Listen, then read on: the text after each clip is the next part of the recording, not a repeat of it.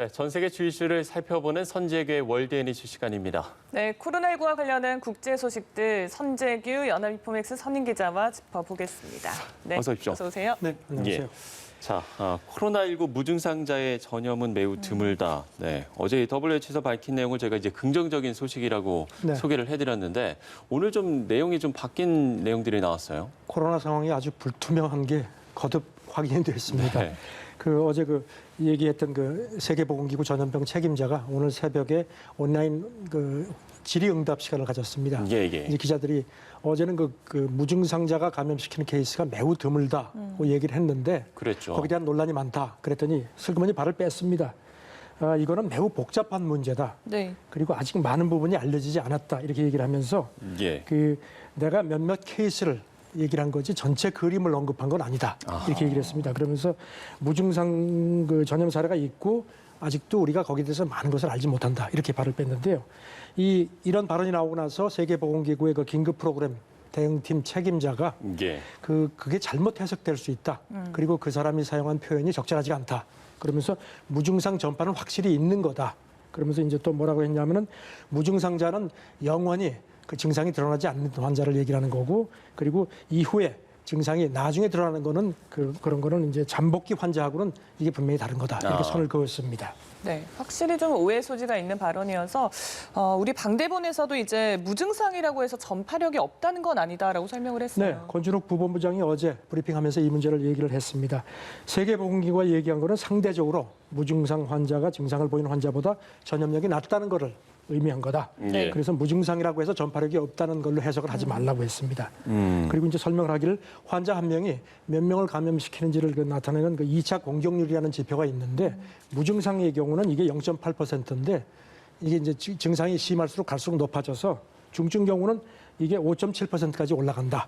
그리고 이제 무증상 환자 비율은 진단 검사의 양하고도 관계가 예. 있다고 본다고 이렇게 덧붙였습니다. 네, 그런가 하면 앞서 이제 언급을 했던 WHO 전염병 책임자가 처음 증상을 느낄 때가 가장 전염력이 높다 이렇게 또 이야기를 했군요. 이렇게 몰리니까 뭔가 좀 이렇게 돌파구가 필요했던 것 같습니다. 네. 뭐라 그랬냐면은 처음 증세를 느꼈을 때가 가장 감염력이 높은 걸로 나타났다 네. 하면서 미국하고 독일에서 초기 실험을 했는데 경증 환자의 경우 최장 8일에서 9일 정도 감염력을 갖는 걸로 그렇게 조사가 됐다. 예. 그런데 증상이 심할수록 시킬 수 있는 기간이 더 길어지는 것 같다고 덧붙였습니다. 그러면서 우리가 현재는 이 부분에도 정보가 제한적이라서 공격적으로 코로나 검사를 하고 사회적 거리 두기를 하는 게 가장 필요하다는 걸 내가 거듭 강조한다. 이렇게 덧붙였습니다. 예. 네. 자, 이번에 멕시코 상황인데요. 앞으로 좀 몇 주 동안은 증가세가 이어질 거라고 예상을 하고 있죠. 그동안에 멕시코 정부가 몇 차례 이렇게 정점이 언제다 하는 걸 얘기를 했었는데 다 틀렸습니다. 그러니까 멕시코 차관이 어제 회견하면서 네. 예. 아직 정점에 도달하지 않았고 앞으로 몇 주 정도는 어제보다 오늘 확진자가 더 많았습니다 하고 얘기를 해야 될 것 같다. 이렇게 지적을 했습니다. 지금 멕시코는 코로나 사망자가 누적 사망자가 한 14,000명 정도인데 미국 워싱턴 대학이 측정을 해보니까 8월 초까지 가면 한 5만 명 정도가 될 수 있다. 네. 이런 전망도 내놨습니다. 예. 자, 중국에서는 확진자의 조기 발견을 위해서 핵산 검사를 일반인까지 확대하기로 했다는 보도가 나왔군요. 네, 중국 언론 보도는 그동안에 이제 방역 체계가 방역 일상화 쪽으로 전환되는 것 같다는 네. 겁니다. 그동안에는 이제 의심자라든가 이런 사람들을 이제 했는데 이제는 일반인도 핵산 검사를 하겠다. 그러면서 이제 표본을 추출해서 하겠다는 게 이제 중국 당국자의 얘기인데요. 지금 해외 유입 케이스를 지금 견제하고 있는데 중국은 아시다시피 상당히 좀 안정돼 있는 걸로 나타나고는 있습니다. 예. 네. 그리고 이제 미국 정부가 보유한 렘데시비르 물량 이달 중에 좀 소진될 수도 있다라는 전망이 나와요. 미국 보건차관이 CNN하고 회견을 하는데 지금 우리가 길리어드 사이언스로부터 기부받은 물량 중에서 남아있는 거를 이달 말에 다 쓸 것 같다.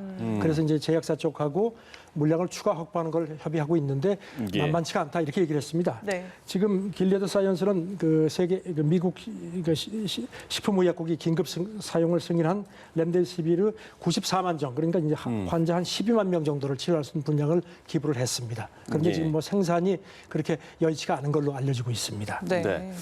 자, 이 내용도 좀 우려스러운 소식인 것 같은데 지금 국제노동기구 ILO 총장이 코로나 때문에 배에 갇혀서 오도 가도 못하는 선원만 최대한 20만 명이나 된다 이렇게 밝혔어요. 네, 저도 이걸 보고선 좀 놀랐습니다. 네. 지금 어떤 경우는 그 이제 배 타면 이제 계약 기간이 있잖아요. 그게 그렇죠. 끝나고 4개월이 넘도록 지금 배에 갇혀가지고 꼼짝을 못하는 사람들도 꽤 있다는 겁니다. 계약이 끝났는데도 그렇죠. 그러면 이제 일단은, 바꿔지고 새 선원이 들어가야 되는데 그렇죠. 지금 뭐 이제 그 코로나 문제 때문에 그게 안 되니까 이제 그래서 ILO 그 세계보건 그 ILO 총장은 정부들이 빨리 대책을 좀 세워달라 이런 얘기를 했습니다. 그리고 기억하시겠지만 그 미국 핵항공모함 루즈벨트 그 4월에 그때 집단 감염이 있었죠. 예, 그랬죠. 그래가지고 한 4,800명 정도가 타고 있는데 거의 뭐 25%가 양성 반응이 났다는 얘기가 있었는데 예. 이거를 그 조사를 해보니까 사실상 항체를 가진 그 승조원이 60%가 넘었다는 겁니다. 그러니까 그만큼 더 코로나에 감염이 됐다가 이제 자기도 모르게 나았다는 얘기죠.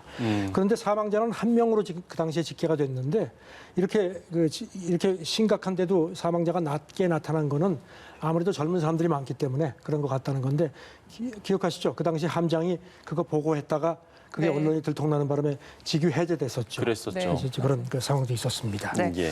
자, 이른바 K-방역과 관련해서 여러 가지 또 연구가 있는 것 같은데 UC 버클리 대학에서는 한국에서 억제 조치가 아니었다면 70%가 좀 감염됐을 거라고. 우리나라뿐만 아니라 그 미국, 프랑스, 중국, 이탈리아, 이런 6개국의 그 어떤 그 봉쇄 조치하고 확산 상황을 비교 분석을 했습니다. 네. 그랬더니 이제 우리나라 같은 경우는 이런 한 초기 대응을 이렇게 방역을 한 그 덕택에 한 3,800명 정도가 위기를 넘어간 것 같다는 겁니다. 네. 10명 중에 7명은 감염됐을 수도 있는데 이거를 피해갔다. 이렇게 지적을 했습니다. 예.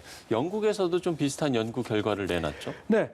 영국의 임페리얼 칼리지가 연구를 해서 네이처지에 이제 이걸 이제 실었는데요. 예. 감염률을 이렇게 초기 대응을 한 것이 감염률을 한 80% 이상 낮췄다는 겁니다. 하지만 지금은 초기 단계다. 그래서 이제 시작에 불과하고 집단 면역에 도달하려면 아직 멀었다.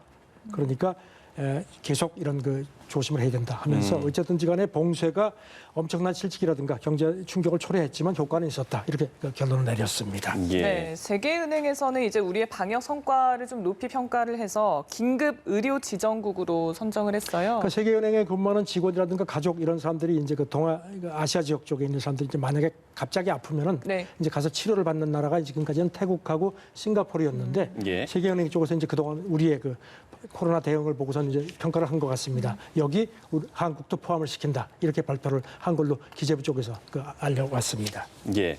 자, 블룸버그 통신의 보도인데 다이아몬드의 양대 공급사가 코로나 충격으로 인해서 지금 다이아몬드 원석 이 재고를 어떻게 처리할지 고심하고 있다. 이런 보도가 나왔어요. 그 세계 다이아몬드 원석은 이제 드비어스라는 회사하고 네. 러시아 회사 알로자가 그야말로 두 회사가 다 장악을 해서 그동안에 갑질한다는 얘기들이 많았습니다. 예. 그런데 이제 뭐 다이아몬드가 안 팔리니까 지금 재고 원석이 35억 달러, 우리 돈으로 4조 2천억 원 워치가 쌓여 있다고 합니다. 네. 이게 연말에 더 늘어날 거라고 하는데 그래서 드비어스가 안 되겠으니까 지난달에 어려운 상황에서 이제 원석 경매를 했는데 예년보다 한 10분의 1밖에 안 팔렸다고 합니다.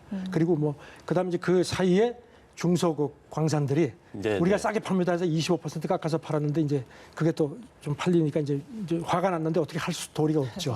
다행히 이제 중국하고 인도가 다이아몬드 소비가 가장 많은데 조금씩 풀려나긴 하는데 뭐 쉽게 해결되기는 어렵다 이런 관측들입니다. 예. 네, 끝으로 좀 재미있는 조사인데 세계 애주가들 대부분이 좀 봉쇄 중에 술을 덜 마셨다라는 조사가 있었어요. 그 전 세계 제일 큰 12개 그 주류 기업들이 이제 자기들이 이제 하도 비판이 많으니까 예. 그냥 건전한 음주 문화 정립을 위한 어떤 그런 NGO를 만들어 이제 기구를 만들어서 운영을 해서 여기서 조사를 했는데 유럽 뭐 미국 이런 9개국을 조사를 했더니 대부분 줄었는데 프랑스 사람들은 더 많이 마시고 네. 네. 그다음에 영국도 비슷비슷했는데 미국은 1월 30일에 국가 비상사태를 이제 코로나 비상사태 선포했는데 그 주간에 술 판매가 54%가 늘었다는 겁니다. 우리나라는 조사 대상에 안 들어갔습니다. 사실 우리나라가 들어갔으면 어땠을지 상당히 궁금했는데 조금 아쉽습니다. 그러네요. 그렇군요. 자, 코로나19와 관련한 국제 소식들 선재규 연합인포맥스 선임 기자와 함께 짚어봤습니다. 네, 고맙습니다. 고맙습니다. 네, 감사합니다.